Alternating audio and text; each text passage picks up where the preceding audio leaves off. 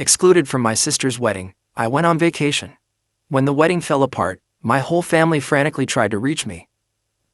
"You're overreacting. It's just a wedding," my mother said. I was not invited to my own sister's wedding. Instead, I scheduled a trip. Days later, my relatives blew up my phone. I sat there, staring at my screen, reading the message for the 5th time. "Hey, just wanted to let you know the guest list is finalized and we had to make some tough cuts. Hope you understand. Love you." Tough cuts. Tough cuts. I wasn't some distant cousin. I wasn't an old family acquaintance whom they hadn't seen in years. I was her brother. And my sister, the same sister I had assisted through every crisis, heartbreak, and moment of self-doubt, had just cut me out as an afterthought. I glanced at the screen, a slow pang of unbelief spreading into my chest. I nearly laughed, because this had to be a mistake. I took up the phone and called my mother. She responded on the second ring, her voice upbeat. "Hey sweetheart, what's up?" I didn't bother making small talk. "I just got a message from Emily. She says the guest list is finalized and I'm not on it." There was a pause. Just long enough to prove what I had previously suspected. "Oh honey," my mother sighed. She always used that voice to make me feel like I was being unreasonable. "It's just a wedding. Don't make a big deal out of this. Just a wedding." I felt a hot stinging coil in my stomach. "Are you serious?" I asked, my voice unusually calm. "Mom, I'm her brother. How am I not invited to my own sister's wedding?" She produced a tisk sound, as if I were a toddler having a tantrum. "It's not personal. They had to keep the guest list small and—" "Mom."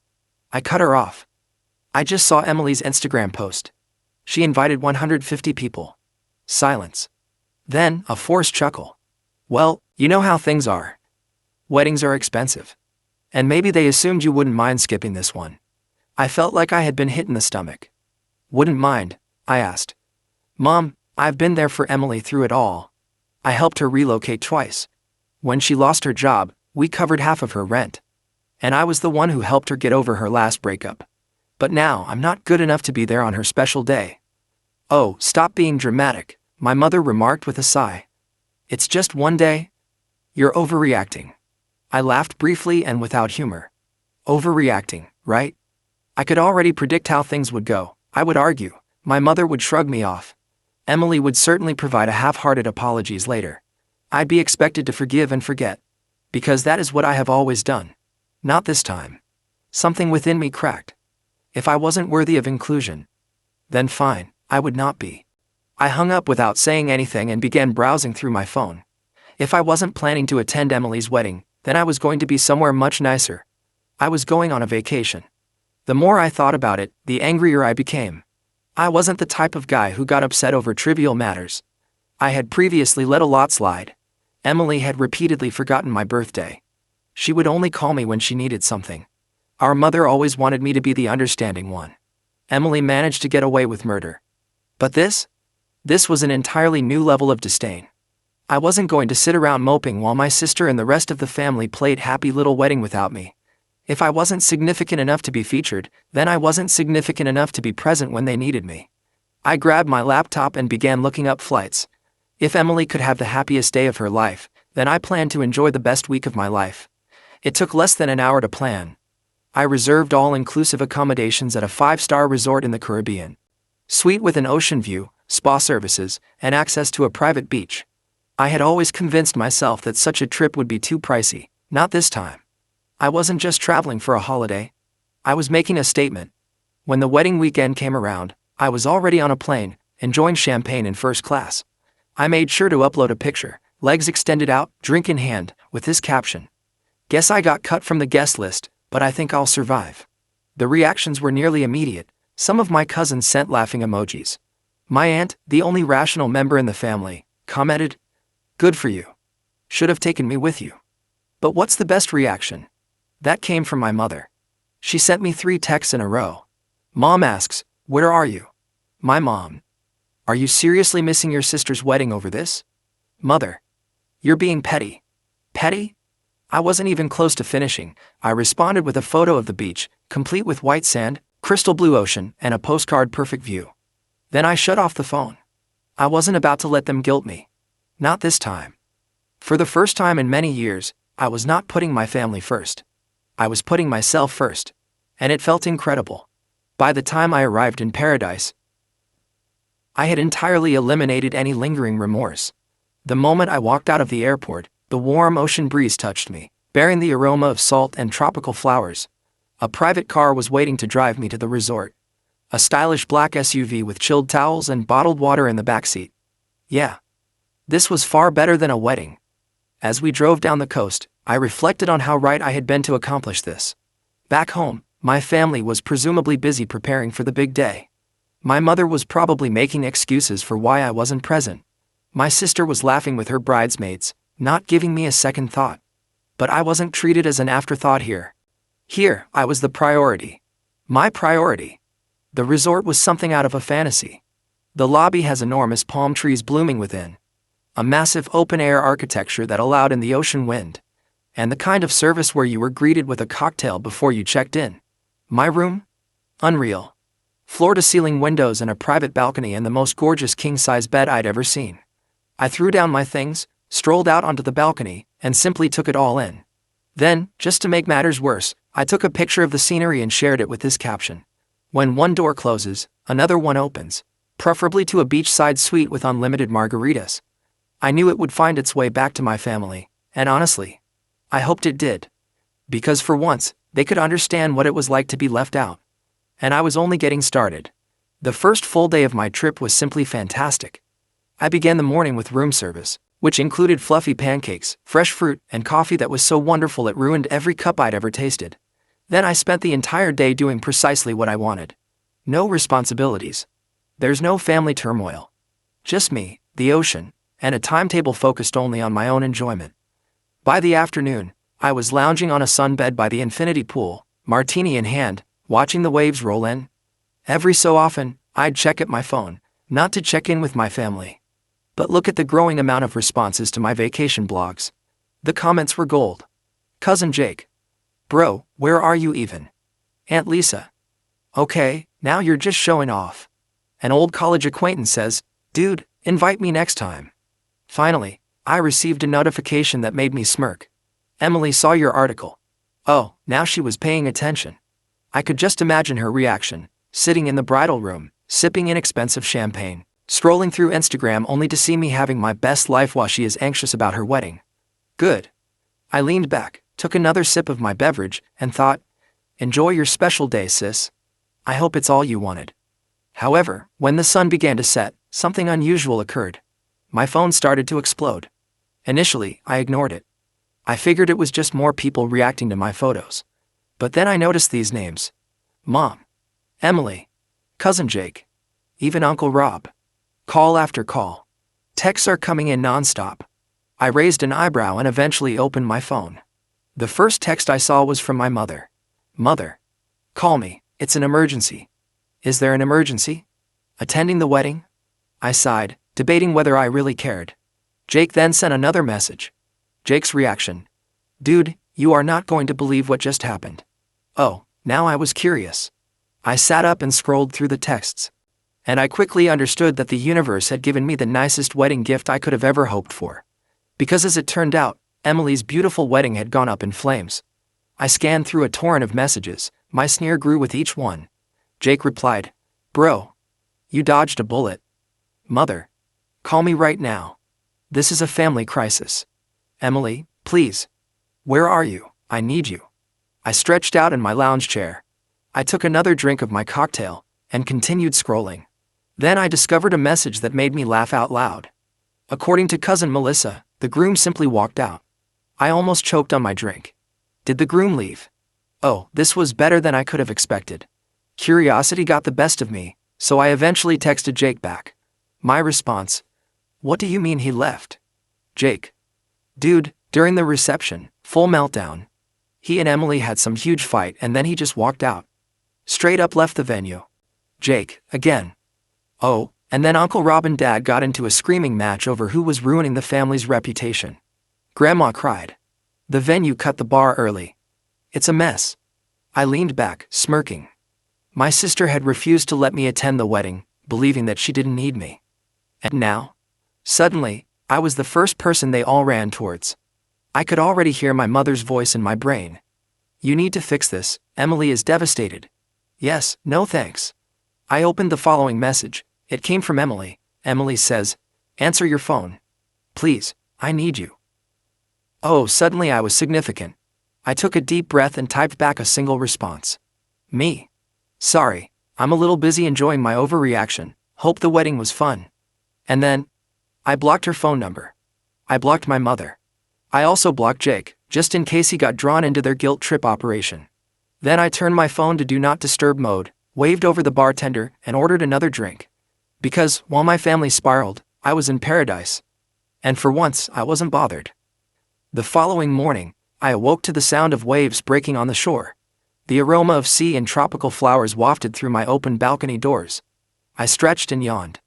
And for one lovely minute, I almost forgot about the pandemonium at home. Almost. Then I looked at my phone. Even though I blocked the majority of my family, I still had more than 20 missed calls from random numbers. They tried everything to contact me. Several voicemails had slipped through. Despite my better judgment, I pressed play on the first one. Mom's voice, frantic. I don't know what you think you're doing, but this is not the time for one of your tantrums. Your sister is devastated and we need you here. This family needs to stick together right now. I rolled my eyes before deleting it. Next voicemail. Emily is crying. I don't understand why you're doing this. You're my brother. I need you. Please, just call me back. Click. Deleted. The following one had me laughing. Jake whispered as if he were hiding in a closet. Dude, Mom and Aunt Lisa are planning to show up at your apartment when you get back. Just a heads up. Also, Grandma keeps saying the wedding was cursed because you weren't there. It's hilarious. Was that a voicemail? I've saved. I tossed my phone on the bed and stepped out onto the balcony. The sun had just begun to rise, creating a golden glow over the ocean. I took a deep breath, allowing the warmth of it to sink in. Back at home, my family was scrambling to perform damage control. Meanwhile, I was here, sipping espresso while wearing a bathrobe, enjoying the best decision I'd ever made. And the best part, they were now feeling what I had felt when they cut me out. Unwanted. Forgotten. Left out. It was rather poetic, actually. But I wasn't finished yet. I grabbed my phone. I took a photo of my breakfast, which included fluffy pancakes, fresh fruit, and a mimosa that was so brilliant it might blind someone, and posted it with this caption. Starting my day stress-free. Hope everyone back home is doing okay. Then, just for fun, I went through my blocked messages, grinned at all of the missed calls, and ordered another mimosa. I didn't intend to call them back. Allow them to clean up their own mess. I was on vacation. By midday, I was relaxing under a secluded cabana, sipping a tropical drink with an umbrella when my phone vibrated again. This time, the message came from cousin Melissa. Melissa. Okay, I know you're mad. And honestly, you deserve to be. But you have to hear what happened after the wedding. Call me. You're going to love this. I raised an eyebrow. Melissa has always been the only cousin with a brain. If she mentioned that I needed to hear anything, it was probably worth the time. So, despite my better judgment, I called her. She answered the first ring. Oh my God, you're finally answering, she said, unable to contain her joy.